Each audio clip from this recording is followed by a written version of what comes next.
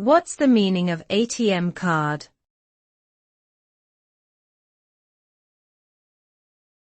ATM card.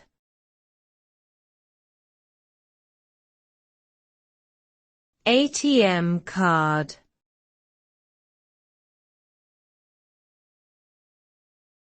ATM card.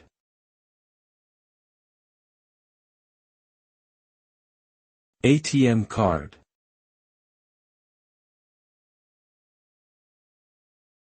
An ATM card is a plastic card issued by a bank that allows the cardholder to access their bank account at automated teller machines, ATMs, for various banking transactions, such as withdrawing cash, checking account balances, or transferring funds between accounts.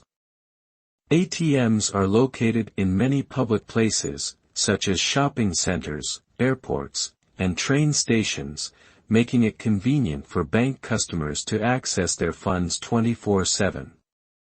The cardholder must enter a personal identification number, PIN, to use the ATM card and complete the transaction securely.